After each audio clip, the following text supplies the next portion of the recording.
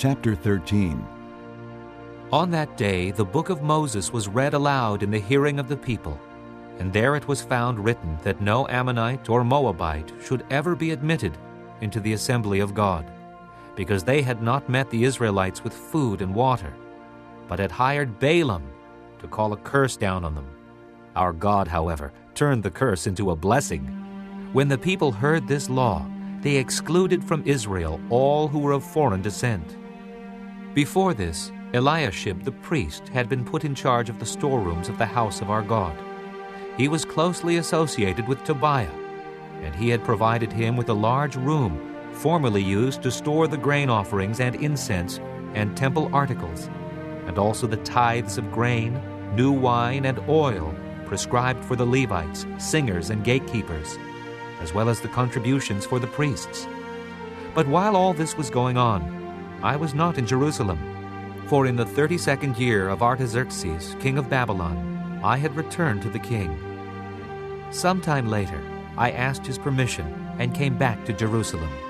Here I learned about the evil thing Eliashib had done in providing Tobiah a room in the courts of the house of God.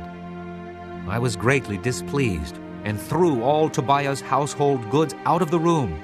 I gave orders to purify the rooms, and then I put back into them the equipment of the house of God, with the grain offerings and the incense. I also learned that the portions assigned to the Levites had not been given to them, and that all the Levites and singers responsible for the service had gone back to their own fields.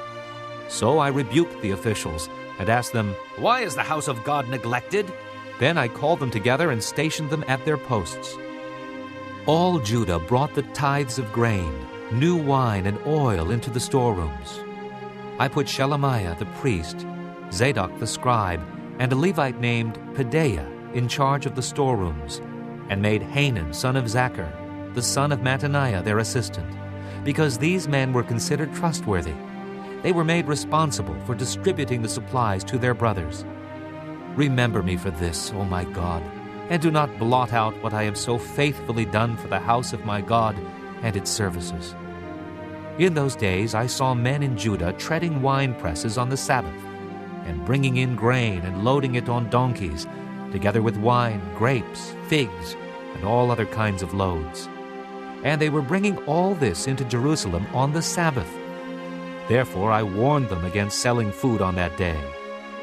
Men from Tyre who lived in Jerusalem were bringing in fish and all kinds of merchandise and selling them in Jerusalem on the Sabbath to the people of Judah. I rebuked the nobles of Judah and said to them, "What is this wicked thing you are doing, desecrating the Sabbath day?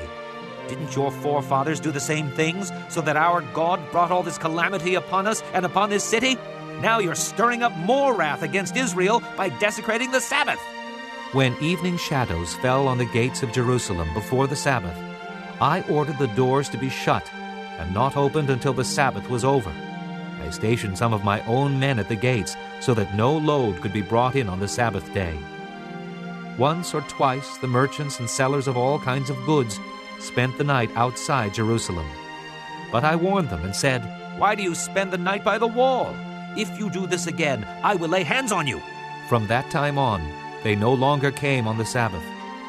Then I commanded the Levites to purify themselves and go and guard the gates in order to keep the Sabbath day holy. Remember me for this also, O my God, and show mercy to me according to your great love. Moreover, in those days I saw men of Judah who had married women from Ashdod, Ammon, and Moab. Half of their children spoke the language of Ashdod, or the language of one of the other peoples, and did not know how to speak the language of Judah. I rebuked them and called curses down on them. I beat some of the men and pulled out their hair.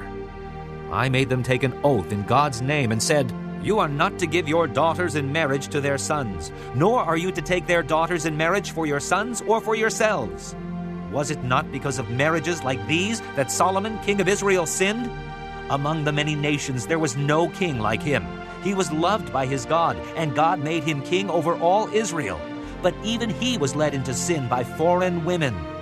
Must we hear now that you too are doing all this terrible wickedness and are being unfaithful to our God by marrying foreign women?